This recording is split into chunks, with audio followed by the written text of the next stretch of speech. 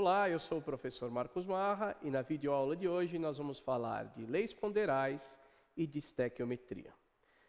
Antes de iniciar o estudo das leis ponderais e da estequiometria, vamos fazer uma retomada do que seja uma transformação química. Transformação química são os tipos de fenômeno nos quais as substâncias são transformadas em novas substâncias. Essas novas substâncias têm propriedades diferentes das substâncias iniciais. Um exemplo disso é a reação do magnésio com o oxigênio, a combustão do magnésio e oxigênio, que você pode até verificar na videoaula que falava a respeito de reações inorgânicas. Essa reação forma o óxido de magnésio. O óxido de magnésio tem propriedades diferentes quando comparadas à do magnésio, que é um metal, e do oxigênio, que é um gás. Para que você entenda esquematicamente como funciona uma transformação química, você tem aqui moléculas de hidrogênio reagindo com moléculas de gás cloro, formando moléculas do gás cloreto de hidrogênio. Como você pode notar, a molécula de hidrogênio formada por dois átomos de hidrogênio, representada por H2, se combina com a molécula de cloro, formada por dois átomos de cloro, representadas por Cl2. Essas duas moléculas, H2 e Cl2, são os reagentes. Após a reação, são formadas duas moléculas de HCl. Conforme você pode ver no esquema, não mais existe H2 e Cl2, mas sim duas vezes o HCl. Após o entendimento do que seja uma transformação química, nós podemos nos focar no estudo das leis ponderais. As leis ponderais são um conjunto de leis que relacionam as quantidades das substâncias participantes dos processos químicos. Tais leis relacionam matematicamente as massas das substâncias que reagem. Essas substâncias que reagem são denominadas reagentes. E as substâncias que são formadas. As substâncias que são formadas num processo são denominadas produtos. Essas leis ponderais são três e são conhecidas como lei da conservação das massas, ou lei de Lavoisier, lei das proporções definidas, ou lei de Proust, e lei das proporções múltiplas, ou lei de Dalton. A lei da conservação das massas enuncia que o valor da massa total dos reagentes é igual ao valor da massa total dos produtos, contanto que o recipiente no qual essa reação ocorre esteja fechado. Matematicamente, essa lei pode ser resumida como sendo representada pelo somatório da massa dos reagentes, sendo igual ao somatório da massa dos produtos em um recipiente fechado. Relembrando que aquela letra grega sigma maiúscula representa matematicamente o somatório. No esquema ilustrado, você encontra o experimento realizado por Lavoisier. Nessa primeira representação, você tem os reagentes. No item 1, o mercúrio metálico foi colocado em uma retorta. O número 2 representa a extremidade aberta da retorta, que foi posicionada dentro de uma redoma com ar. O número 3 mostra a redoma emborcada em uma cuba que continha mercúrio líquido. Nesse esquema, você encontra a situação após a realização do experimento. O mercúrio aquecido foi vaporizado e reagiu com o oxigênio presente no sistema, formando óxido de mercúrio sólido. O número 5 mostra que o oxigênio presente no ar é consumido pela reação química. Essa demonstração é visualizada pela redução total do volume do ar no sistema, o que causa a redução da pressão interna na redoma. O número 6 indica a pressão exercida pelo ar atmosférico sobre o mercúrio contido na cuba, empurrando-o para dentro da redoma. Percebe-se que o nível do mercúrio subiu e ocupou o espaço do oxigênio que havia reagido com o mercúrio. Desse modo, percebe-se que nada que estava fora influencia dentro do sistema indicado. Por isso, ocorria a conservação das massas. Matematicamente, no experimento de Lavoisier, o mercúrio reagia com oxigênio, formando óxido de mercúrio 2. Ou seja, o somatório da massa dos reagentes, mercúrio e gás oxigênio, seria numericamente igual ao somatório da massa dos produtos, a massa do óxido de mercúrio 2. Para a comprovação prática da lei da conservação das massas, conhecida como lei de Lavoisier, nós vamos fazer um experimento da reação do iodeto de potássio com o nitrato de chumbo 2, para precipitação do iodeto de chumbo 2, um precipitado de cor amarela. Para provar isso na prática, nós vamos medir num tubo de ensaio uma pequena quantidade de nitrato de chumbo e vamos adicionar uma pequena quantidade de iodeto de potássio ao Erlenmeyer. Começamos pelo iodeto de potássio e colocamos uma pequena quantidade dentro do Erlenmeyer. Para garantir que os reagentes não entrem em contato antes da pesagem, nós vamos adicionar o nitrato de chumbo nesse pequeno tubo de ensaio. Feito isso, vamos colocar o tubo de ensaio dentro do Erlenmeyer com iodeto de potássio, tampá-lo e realizar o procedimento da pesagem.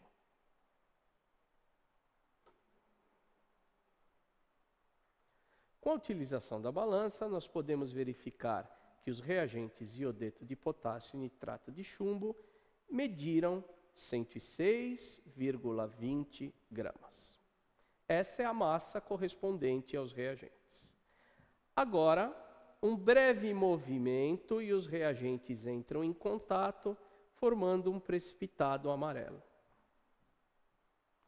Agora eu não mais tenho reagentes, e sim produtos de reação. De acordo com Lavoisier, pelo fato do sistema permanecer fechado, a massa não deveria ser alterada. E é o que nós vamos comprovar agora na balança.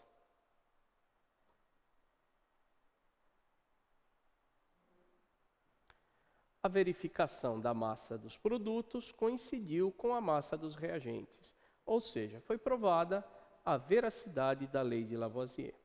É importante salientar que a formação do precipitado não fará com que a massa seja aumentada, muito menos a abertura do frasco com posterior fechamento, porque essa reação não envolve gases. Se nós fizermos novamente a medida da massa desse sistema, mesmo após a pesagem, nós verificaremos a mesma massa anterior. Matematicamente, o nitrato de chumbo somado ao iodeto de potássio, os dois reagentes, são capazes de formar nitrato de potássio e iodeto de chumbo, os dois produtos. De acordo com Lavoisier, o somatório da massa dos reagentes é numericamente igual ao somatório das massas do produto. Particularmente para essa reação, a massa do nitrato de chumbo 2, somada à massa do iodeto de potássio, que são os reagentes, deve ser igual à massa do nitrato de potássio, somada à massa do iodeto de chumbo 2, que são os produtos. Uma outra situação que pode ser estudada para a compreensão desse conceito é a da reação do carbonato de cálcio sólido, CaCO3, com solução de ácido clorídrico, HCl.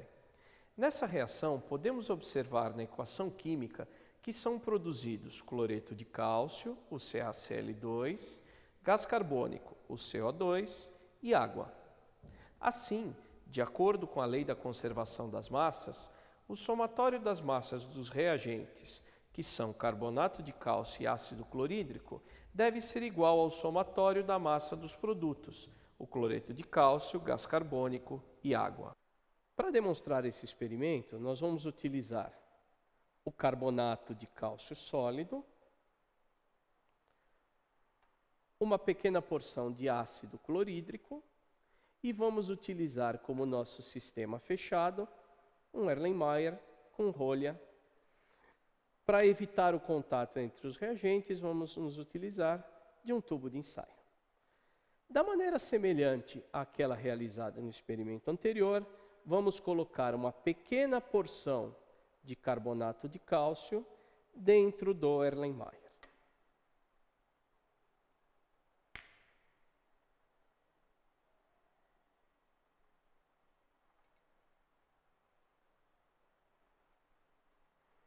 Vamos adicionar uma pequena quantidade de ácido clorídrico no tubo de ensaio.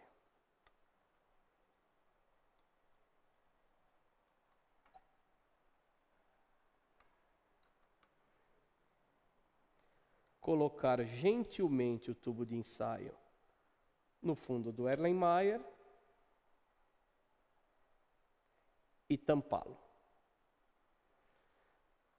Não existiu contato do ácido clorídrico do tubo de ensaio com o carbonato de cálcio. Por esse motivo, nós temos os reagentes e agora vamos pesá-lo.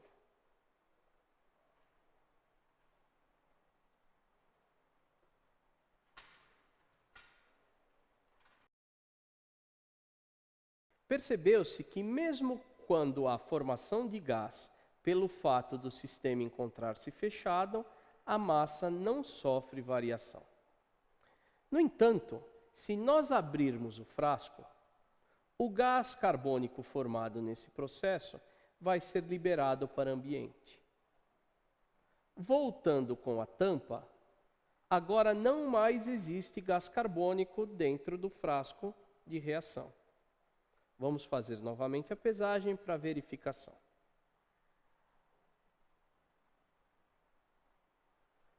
Percebeu-se após a abertura do frasco e posterior pesagem que a massa diminuiu devido à saída do gás que foi efluente da nossa reação. Baseada ainda na lei da conservação das massas, surge um conceito muito importante para o estudo das quantidades na química, que é o balanceamento das equações químicas. O balanceamento das equações químicas consiste no ajuste dos coeficientes estequiométricos de uma equação, de maneira a ser respeitada a lei da conservação das massas. Ou seja, a massa de um elemento no início do processo, a massa do elemento que é um reagente, deve ser igual à massa desse mesmo elemento no final do processo, ou seja, a massa retirada como produto. Nesse esquema, você pode perceber que o gás hidrogênio reage com o gás cloro, formando o cloreto de hidrogênio gasoso. Note que nos reagentes há 2 átomos de hidrogênio e 2 átomos de cloro. Contudo, nos produtos, há apenas 1 átomo de cada um deles.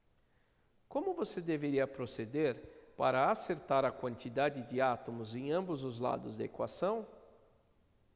Bastaria efetuar o balanceamento, adicionando um número 2 como coeficiente do cloreto de hidrogênio, para que as quantidades de átomos de cada elemento ficassem iguais no início e no final do processo.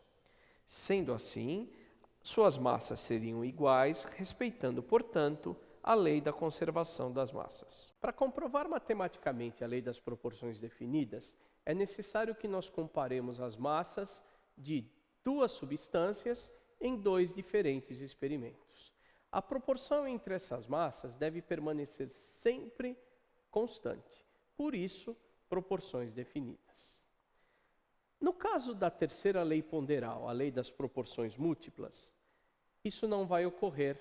Como o próprio nome diz, as proporções serão diferentes. Para isso, é necessário que nós tenhamos 2 tipos de reações diferentes, e aí nós vamos perceber que a massa entre os reagentes do primeiro processo não deve ser proporcional à massa dos reagentes no segundo processo. Quando a lei das proporções definidas é provada, isso indica que existe a mesma reação química. Quando a lei das proporções múltiplas é provada, nós estamos tratando de 2 diferentes experimentos. Para que seja provada a lei das proporções definidas, nós vamos fazer a reação da combustão da palha de ferro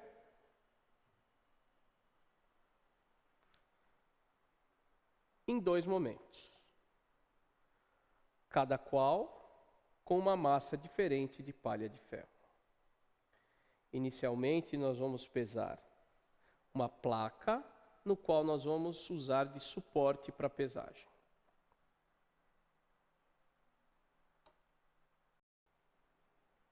a massa da placa de Petri foi 202,40 gramas. Agora vamos pesar a primeira amostra da palha de aço na balança.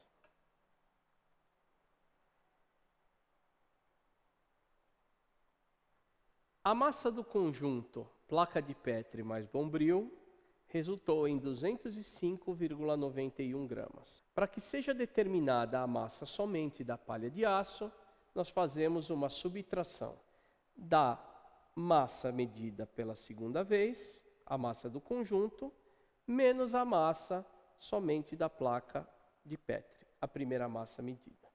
Se você fizer essa subtração, a diferença dessas massas, ou seja, o correspondente à massa da palha de aço, é de 3,49 gramas.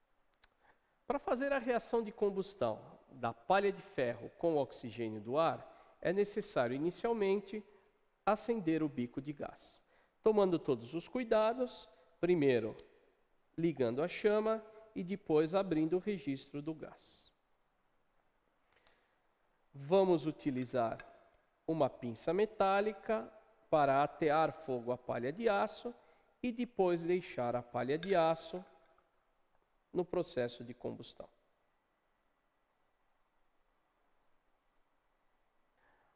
Após a combustão da palha de ferro, é formado o óxido de ferro 3.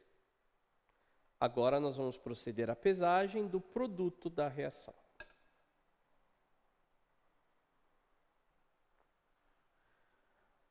A massa medida após a queima da palha de aço, do conjunto palha de aço e placa de Petri, resultou em 206,25 gramas.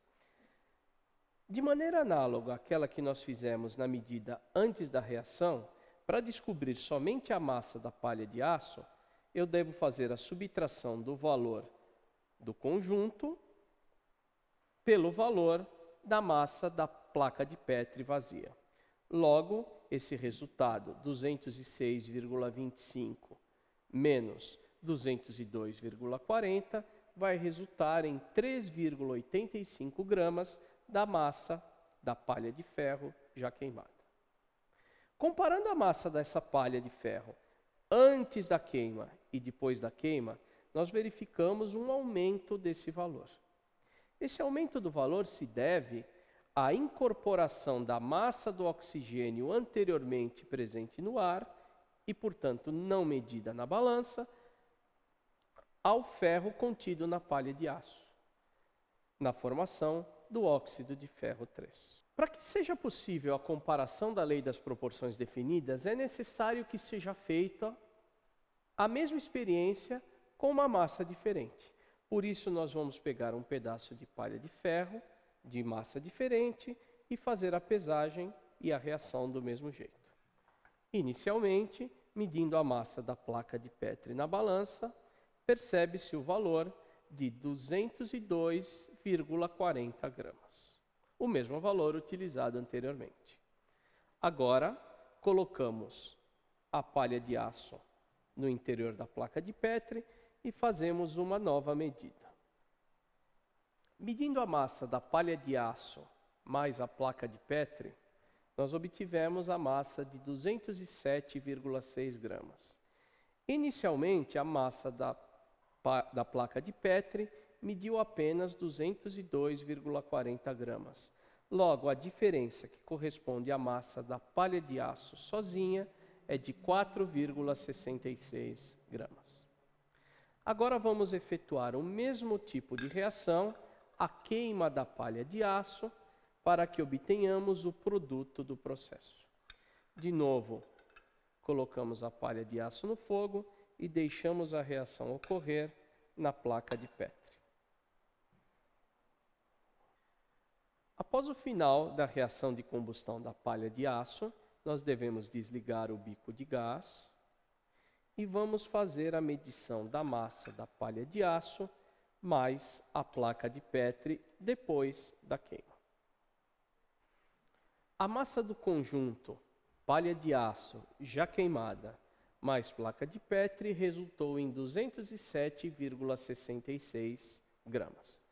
De novo, para que nós possamos medir somente a massa da palha de aço já queimada, nós vamos fazer uma subtração do valor do conjunto menos o valor da placa de Petri.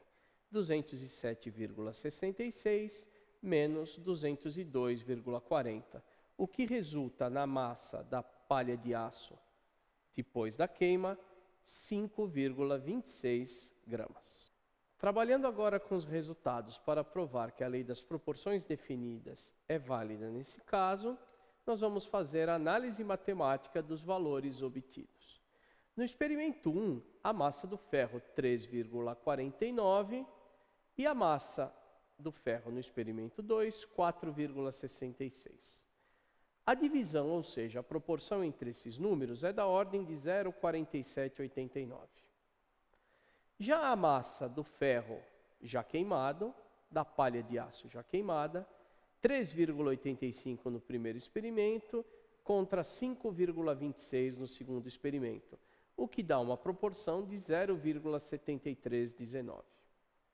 Levando isso em conta que os valores experimentais têm um certo erro, nós chegamos à relação de que os valores das proporções no primeiro e no segundo experimento são praticamente iguais. Ou seja, a lei das proporções definidas é provada nesse caso. No esquema, um exemplo para a constatação da lei das proporções definidas é mostrada na reação do mercúrio metálico com gás oxigênio. Quando usamos 400 gramas de mercúrio metálico e fazemos com que reaja com 32 gramas de oxigênio, serão formados 432 gramas de óxido de mercúrio 2. Ao duplicarmos a massa de mercúrio metálico no experimento 2 e duplicarmos também a massa do oxigênio no experimento 2, mantemos a proporção entre os reagentes.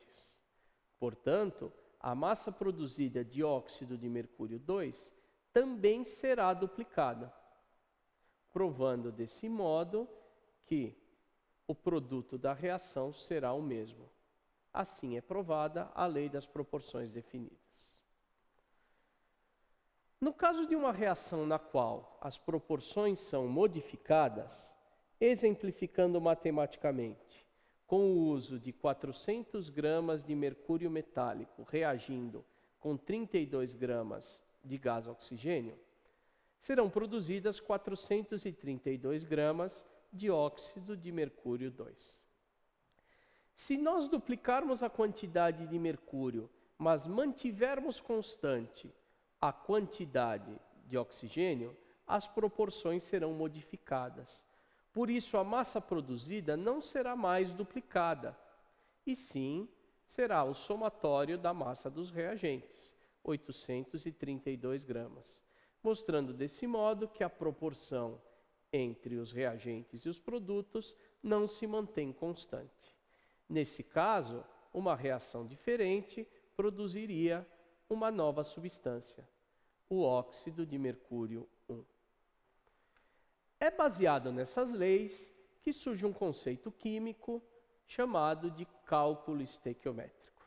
O cálculo estequiométrico é o tipo de cálculo relativo às quantidades das substâncias participantes de um processo, os reagentes e os produtos.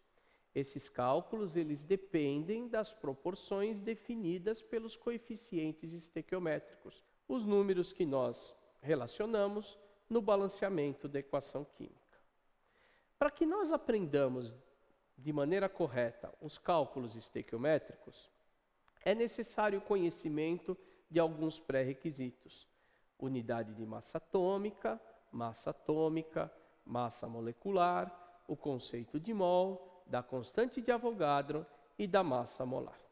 A unidade de massa atômica foi a unidade que foi designada para que se pudesse ser estimada a massa de um átomo ou de uma molécula. É impossível medir a massa de um átomo numa balança, de tão pequeno que ele é. O mesmo ocorre com as moléculas. A unidade de massa atômica foi arbitrada em relação ao isótopo 12 do elemento químico carbono. Uma unidade de massa atômica corresponde a 1/12 do carbono 12. Na representação, nós podemos imaginar a unidade de massa atômica como sendo uma fatia de uma pizza de 12 pedaços. O átomo de carbono foi escolhido por ser o elemento mais abundante, enquanto o isótopo 12 desse átomo de carbono por ser aquele de maior ocorrência natural. Definindo então, a massa atômica corresponde a 1/12 do isótopo 12 do elemento carbono. Para você ter uma ideia, o átomo de hélio, que mede 4 unidades de massa atômica, corresponderia a 4/12 do isótopo 12 do carbono. Ou seja, daquela pizza com 12 fatias, 4/12 seriam 4 fatias. Para que você aprenda corretamente o que é a massa molecular, você deve se recordar que uma molécula é formada pela união de alguns átomos. Portanto, a massa de uma molécula corresponderia ao somatório da massa dos átomos, ou seja, a massa atômica dos átomos constituídos dessa molécula. Assim como a massa atômica, a massa molecular é expressa em unidades de massa atômica. Numa molécula de água formada por 2 átomos de hidrogênio e 1 átomo de oxigênio, a massa dessa molécula seria o somatório da massa de 2 átomos de hidrogênio com a massa de 1 átomo de oxigênio. Os valores das massas atômicas são normalmente fornecidos. O hidrogênio é 1 e o oxigênio 16. Logo, 2 vezes 1, 2, mais 1 vezes 16, 16, totalizando em 18 unidades. Por isso, a massa de uma molécula de água, ou seja, a massa molecular da água, é de 18 unidades de massa atômica. Passando agora para o que é macroscópico, surge o conceito de mol. O mol é uma grandeza química que mede quantidade de matéria. Agora, qual é a quantidade de matéria expressa em 1 mol? A quantidade de matéria expressa em 1 mol é o equivalente a 6 vezes 10 a 23 entidades químicas. Ou seja, 1 mol contém 6 vezes 10 a 23 entidades químicas. 1 mol de átomos contém 6 vezes 10 a 23 átomos. 1 mol de moléculas contém 6 vezes 10 a 23 moléculas. 1 mol de aglomerados iônicos contém 6 vezes 10 a 23 aglomerados iônicos. 1 mol de prótons, 6 vezes 10 a 23 prótons. 1 mol de elétrons, 6 vezes 10 a 23 elétrons, e assim por diante. O importante é que você saiba que o mol tem sempre a mesma quantidade. Porém, a massa que contém essa quantidade, os 6 vezes 10 a 23 entidades, contém uma massa diferente. E aí damos origem ao conceito da massa molar, que é a massa de uma determinada espécie que contém 1 mol, ou seja, 6 vezes 10 a 23 entidades químicas dessa espécie. Agora expressa em gramas. Exemplificando a massa molar do cloreto de sódio. Cloreto de sódio formado por NaCl. Os valores de massa molar são informados. Cada mol de átomos de sódio mede na balança 23 gramas. Cada mol de átomos de cloro mede na balança 35 gramas e meio. Juntando a massa de 1 mol de átomos de sódio com 1 mol de átomos de cloro, nós teremos a massa do cloreto de sódio. 35,5 com 23, 58,5 gramas em 1 mol. Por isso dizemos que a massa molar do cloreto de sódio é de 58,5 gramas. Aplicando esses conceitos no cálculo estequiométrico, nós vamos utilizar um exemplo prático. Vamos estimar a massa de oxigênio que nós consumimos na queima da palha de aço feita anteriormente. A reação que representa a queima da palha de aço é 4 de ferro mais 3 de O2, resultando em 2 de Fe2O3. Note que o conceito da lei de Lavoisier praticado nos balanceamentos é respeitado. Existem 4 unidades de ferro do lado dos reagentes e 4 unidades de ferro do lado dos produtos. 6 unidades de oxigênio do lado dos reagentes e 6 unidades de oxigênio do lado dos produtos. De acordo com os coeficientes mostrados no balanceamento, os coeficientes estequiométricos, 4 mols de ferro reagem com 3 mols de gás oxigênio, formando 2 mols de óxido de ferro. Em teoria, cada mol de ferro vale 56 gramas. Como reagem 4 mols de ferro, 4 vezes 56, 224 gramas de ferro. Também em teoria, 3 mols de oxigênio correspondem a 96 gramas de gás oxigênio, pois cada mol vale 32 gramas. Desse modo, utilizando como exemplo essa combustão, se nós utilizássemos 2,24 gramas de ferro, qual seria a massa de gás oxigênio que reagiria nesse processo?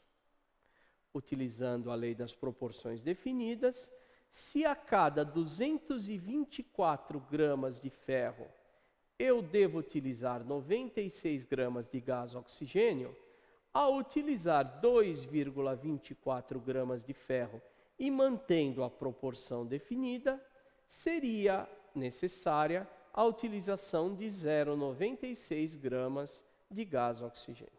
Essa foi a aula de hoje. Muito obrigado pela atenção e até a nossa próxima videoaula.